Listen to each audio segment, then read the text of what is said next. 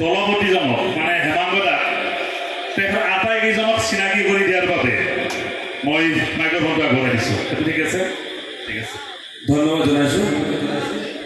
গোপাল থান নৱদ্বীপৰ এয়া ৰূপালী জয়ন্তী বৰ্ষ 25 সংখ্যক বুদ্ধ পূৰ্ণিমা উৎসৱ উদযাপন।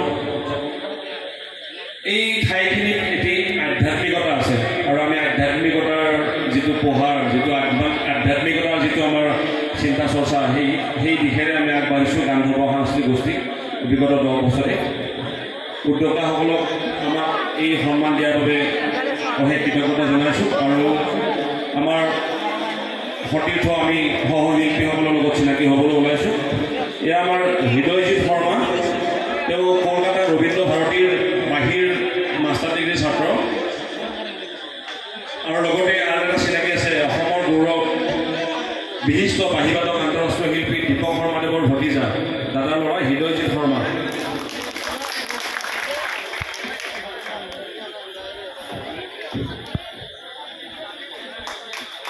ধন্যবাদ জনাইছোঁ নিজৰ হৈ মই। এয়া আমাৰ মাজত ভূধৰ হালৈ অনাদাৰ শিল্পী, তেওঁ দোতাৰা লোকগীত, বিশেষকৈ লোকগীতৰ শিল্পী আৰু তেওঁ লোকবাদ্য বজাই। আজি তেখেতক দেখিছে চাগে মঞ্চত প্ৰতিযোগিতাত হচ্ছে ভূধৰ হালৈ, আমাৰ সংগীত শিল্পী, অনাদাৰ শিল্পী। দীপু দত্ত, দীপুদা, তেওঁ বাদ্য লগতে কণ্ঠ গোটেইখিনিতে সহযোগ কৰে আৰু আমাৰ যিখিনি আমাৰ কাৰিকৰী কাম থাকে তেখেতসকলে সহযোগ কৰে সদায়। দীপুদা। এয়া জয়ন্ত দত্ত, আমি ইয়াতে জোনদা বুলি মাতোঁ, বাদ্য কণ্ঠ লগতে আমাৰ কাৰিকৰী দিশত তেখেতে সদায় সহযোগ কৰে আমাৰ লগত।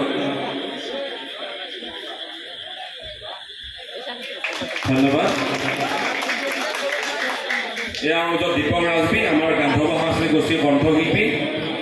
তেওঁ কণ্ঠশিল্পীৰ লগতে এগৰাকী ভাস্কৰ্য শিল্পী। তেওঁ কাঠৰ সকলো আচবাব বা যিকোনো কাম কাঠৰ বনাই দিওঁ।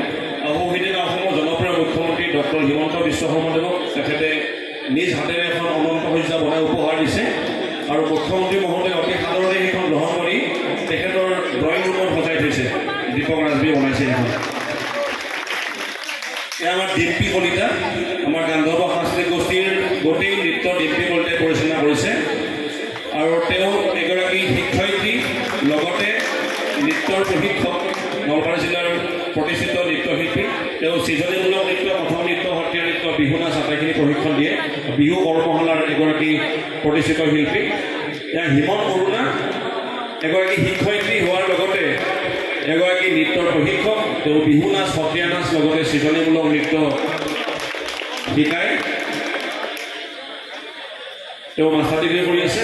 এয়া সুমন শ্ৰৱণা, তেওঁ স্নাতকোত্তৰ পঢ়ি আছে আমাৰ বজালী আমাৰ ভট্টদেৱ ইউনিভাৰ্চিটি পাঠশালাত, এগৰাকী প্ৰতিষ্ঠিত নৃত্যশিল্পী। দীপাংকৰ কলিতা বাবা, তেওঁ মৰমৰ ভাতৃবৰ, সৰুৰ পৰা আমি একেলগে ঢোল বজাইছোঁ আৰু একেখন মঞ্চত আমি বিগত 12-13 বছৰ অনুষ্ঠান পৰিৱেশন কৰিছোঁ। তেওঁ গোটেইখিনি লোকবাদ্য বজায় আৰু গান্ধৰ্ব সাংস্কৃতিক গোষ্ঠীৰ এটি উৎসাহ, এটি সাহস আমাৰ।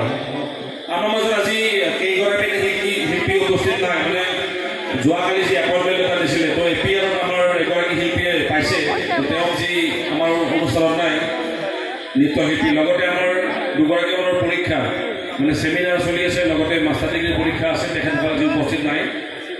যাই হওক, আপোনালোকক ধন্যবাদ জনাইছোঁ আৰু ইমান প্ৰতিকূল বতৰৰ নেওচি আপোনালোকে অনুষ্ঠান উপভোগ কৰিবলৈ ৰৈ আছে, তাৰ বাবে আপোনাৰ ওচৰত আমি কৰজোৰে নমস্কাৰ জনাইছোঁ আৰু আমি অনুষ্ঠান ভাগি আগবঢ়াবলৈ থৈছোঁ। ধন্যবাদ।